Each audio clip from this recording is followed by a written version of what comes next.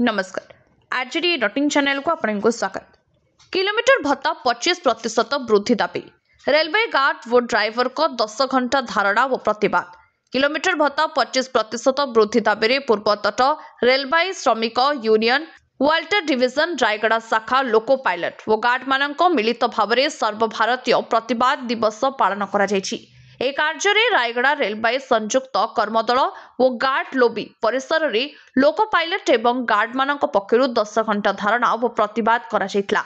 दीर्घ 2 वर्ष धरी गार्ड व लोको पायलट माने किलोमीटर भत्ता 25% वृद्धि पाई रेलवे उच्च कर्तृपक्ष निकट में दाबी करथिले मध्य आज पर्यंत उक्त दाबी को नहीं रेलवे विभाग पक्षरु कोनोसी पदक्षेप ग्रहण करा जायनि एवं दाबी को केही कर्णपात करुनथिबारु एही 2 वर्ष मध्य अनेक थर दाबी उपस्थापन करा जाउथवा बेले आज यूनियन समर्थन रे समस्ते धारणा रे बसछु एवं रेलवे प्रशासन को धारणा माध्यम दाबी को उपस्थापन करुछु बोली लोको पायलट शांतनु कुमार स्वाई प्रकाश करथिले।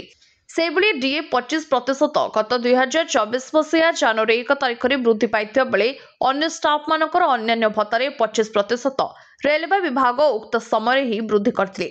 तेबे रनिंग स्टाफ गार्ड वो लोको पायलट को किलोमीटर भत्तारे 25% वृद्धि पाई नथिबारु ए नै दाबी उपस्थापना करा जायथिले मध्य विभाग सुनु नथिबारु आज सर्वभारतीय पूर्वतट रेलवे श्रमिक यूनियन समर्थन रे 10 घंटा धारणा और प्रतिवाद सभा करिछु एवं आसंता दिन रे जदि रेलवे विभाग दाबी पूरण दिगरे पदक्षेप न नियंती तेबे रेल चक्का सब बंद करा जाई हमर दाबी पूरण करबा को बाध्य देबु बोली लोको पायलट संतोष कुमार बेटा व अन्य माने प्रकाश करछंती।